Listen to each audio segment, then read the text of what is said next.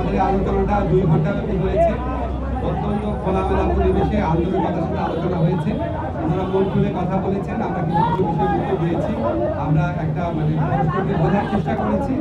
ওনারা যেমন কিছু বিষয়ে কথা বলেছেন যে আমাদের অন্তর্বর্তীকালীন সরকারের কিছু কিছু সিদ্ধান্ত নেওয়া হয়েছে যেটা বিএনপির প্রতিকূলে গেছে। আমরা আবার উদাহরণ দিয়েছি যে অনেক সিদ্ধান্ত আছে যেটা বিএনপির অনুকূলে গেছে। তারপর ওনারা বলেছেন যে রাজনৈতিক হয়রানিমূলক মামলা প্রত্যাহারে বিলম্ব হচ্ছে। আমরা বলেছি যে পাবলিক প্রসিকিউটর অফিস, তারপর হচ্ছে এই পুরা সরকারি আইনজীবীদের অফিসটা এটা পুনর্গঠন হয়েছে মাত্র 3 মাস আগে। 3 মাসের মধ্যে 7,000-এর বেশি মামলা প্রত্যাহার হয়েছে, 16,000-এর মতো মামলা অলরেডি লিস্টেড আছে। এবং আমরা বলেছি যে এর চেয়ে দ্রুত গতিতে সম্ভব কিনা। ওনারা আমার কাছে মনে হয়েছে ওনারা আমাদের আনসারটা বুঝতে পেরেছেন। ওনারা বলেছেন যে ফ্যাসিস্ট শেখ হাসিনার গণহত্যা ছিল, সেই গণহত্যার বিচারে বিলম্ব হচ্ছে। আমরা ওনাদেরকে বলেছি যে এর আগে সরকারের সময় বিচার হয়েছিল, সেটার সাথে কম্পেয়ার করে দেখিয়েছি কোনো রকম বিলম্ব করা হচ্ছে না। ওনারা আরেকটা ট্রাইব্যুনাল গঠন করার কথা বলেছেন। আমরা বলেছি আমরা এই লক্ষ্যে কাজ করছি, অচিরে এটা হয়ে যাবে। ওনারা বলেছেন যে বিএনপি বাংলাদেশে গত 15 বছর যাবৎ নিরবচ্ছিন্নভাবে নির্যাতিত হয়েছে। অবশ্যই আমরা সেটার প্রতি শ্রদ্ধাবোধ দেখিয়েছি এবং এটা অবশ্যই ওনারা কারেক্টলি বলেছেন। ওনারা বলেছেন যে ওনারা যে দলের যে সংস্কার ভাবনা যেটা এটা বহু পুরানা, ওনারা সবসময় সংস্কারপন্থী দল। আমরা এটা এগ্রি করেছি। অবশ্যই বিএনপি সবসময় সংস্কারের কথা বলেছে।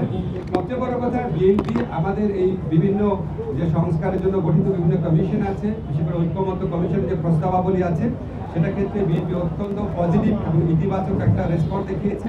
তারা বলেছেন যে তারা এই 2-3 দিনের মধ্যে ঐক্যমত কমিশনের সাথে মিটিংয়ে বসছে এবং অধিকাংশ সংস্কার প্রস্তাবের সাথে তারা ঐক্যমত পোষণ করে এবং জুলাই চার্টার খুব দ্রুত প্রণীত হয়ে যাবে, এটা তারাও আমাদেরকে আশ্বাস দিয়েছে। আমাদের কাছে মনে হয়েছে বিএনপি সংস্কারের ব্যাপারে অত্যন্ত আন্তরিক। একটা ব্যাপার নিয়ে একটুখানি আপনার ভিন্ন মত হতে পারে, সেটা হচ্ছে ওনারা যেটা বলেছেন যে সত্যি যে ওনারা বলেছেন যে ডিসেম্বরের মধ্যে ইলেকশন হলে ভালো হয়। এবং আমরা এখানে বলেছি এবং ওনারা বলেছেন যে এরকম আমাদের কথাবার্তার মধ্যে কিছু অস্পষ্ট থাকে, কেউ কেউ আমাদের সরকারের কোনো কোনো উপদেষ্টা অন্যরকম কথা বলেন। আমরা একটা ক্যাটাগরিক্যালি বলেছি যে যেটাই বলুক না কেন, আমাদের প্রধান উপদেষ্টা জাতির উদ্দেশ্যে দেওয়া ভাষণে বারবার যেটা রিপিট করেছেন সেটাই দলের অবস্থান। সেখান থেকে অন্য কেউ যদি বেফাস কথা বা অন্যরকম নিজস্ব বিবেচনা কথা বলেন, সেটাতে তারা যেন বিভ্রান্ত না হন। আমাদের প্রধান উপদেষ্টা ডক্টর মোহাম্মদ ইউনূস উনি প্রথম থেকে বলেছেন ডিসেম্বর থেকে জুন। আজকে আলোচনায় আমরা কয়েকটা বিষয় স্পষ্ট করেছি, সেটা আপনাদের বলি। একটা হচ্ছে ডিসেম্বর থেকে জুন মানে যে আমরা ইচ্ছা করে দেরি করে করে মে বা জুন মাসে ইলেকশন করবো, সেটা না। ডিসেম্বর থেকে জুন মানে হচ্ছে ডিসেম্বর থেকে জুনের মধ্যে যত তাড়াতাড়ি সম্ভব। যদি আমরা ডিসেম্বরে সম্ভব হয় ডিসেম্বরেই, না হলে জানুয়ারিতে, এভাবে বুঝিয়েছি যে ডিসেম্বর থেকে জুন মানে যে আমরা ইচ্ছা করে একটু একটু বেশি ক্ষমতা ভোগ করার জন্য বা এমনি অকারণে আমরা 1 মাস 2 মাস বেশি ক্ষমতা থাকলাম, মোটেও সেটা না। ডিসেম্বরে থেকে জুনের মধ্যে যত তাড়াতাড়ি সম্ভব। এখন ওনারা একটু জানতে চেয়েছে যে সংস্কার যদি হয়ে যায় এত দেরি করার মানে কি আছে। আমরা ব্যাখ্যা করে বুঝিয়েছি জুলাই চার্টার প্রণীত হলেও যে প্রয়োজনীয় আইনগত ব্যবস্থা, নীতিগত ব্যবস্থা সেগুলি গ্রহণ করতে মাঝে মাঝে সময় লাগে। যেমন একটা এক্সাম্পল দিয়ে বলেছি যে ডিজিটাল সুরক্ষা আইন, এটা আমরা 23 বার ড্রাফট করেছি বিভিন্ন অংশীজনের মতামত নেওয়ার জন্য এবং বেশ কয়েক মাস সময় লেগেছে। সেজন্য আমরা বলছি আমরা তো পিন পয়েন্ট করতে পারবো না।